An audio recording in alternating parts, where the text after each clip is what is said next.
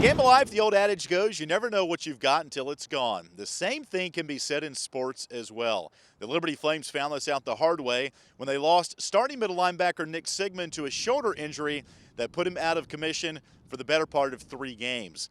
Now that the senior from Roanoke, Virginia is back on the field, the Flames are poised to make a run at their 7th Big South championship. Nick Sigmon's been a stabilizing force his entire career for the Liberty Flames. The 3-time All-Big South selection was introduced to football in kindergarten and said it took some time for him to warm up to it.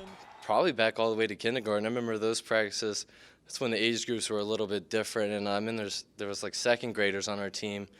And I remember trying to be faking sick or faking asleep, not wanting to go to practice because the kids were so big. As Sigmon got bigger, his love for football grew. And as a result, he became the recruiting target of a number of schools, including Liberty and former head coach Danny Rocco.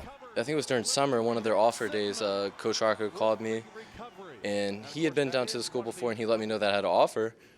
And as soon as I heard that, I knew of Liberty, and I knew everything about it, and I really just started to pay a lot more attention, and I think going into the start of the season, that's when I wanted to make it official. Sigmon redshirted his first year on campus in 2010, and in 2011 would finish 3rd on the team with 60 tackles while garnering all Big South second-team honors.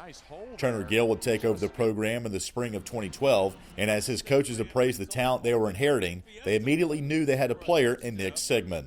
Well, I remember watching the last year, that previous year's film, 2011 season, and I just thought, you know what, this kid is old school, just wants to play football for the love of it, and that what really stood out. And then when I first met him, just to see the hunger in his eyes and the excitement, of going to a 4-3, and his willingness, he like, Coach, I just want to learn football. I just want to have an opportunity to be in that middle and just be able to run sideline to sideline and make plays for you. And make plays he did. Sigmon followed his freshman campaign with back-to-back Big South first-team all-conference seasons in 2012 and 2013.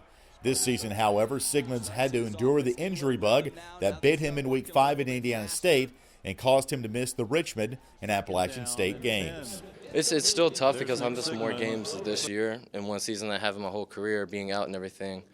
But I think that first week it was a struggle. Then by that second week, I really started to buy into just, try to come back to being myself, whether I was playing or not, and going back to the old person I was on the field of helping people and just being a leader. So I think by that going into that second week, I started to act more myself.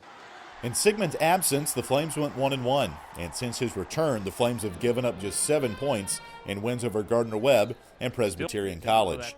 Can Liberty equate the resurgence to one player? No. But there's no denying the presence he has. He's intense, so he wants you to, he challenges you to raise the level, and you practice like you play. So if you're having good practices, you're going to play better. And that's something that Sig brings to the table, and that's something that I've always appreciated about him.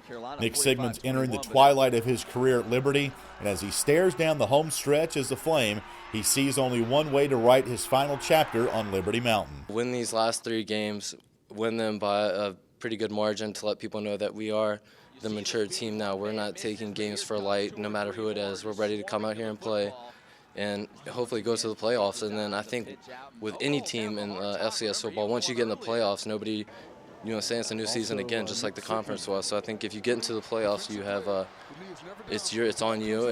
Anything can happen, really. For Game On, I'm Alan York.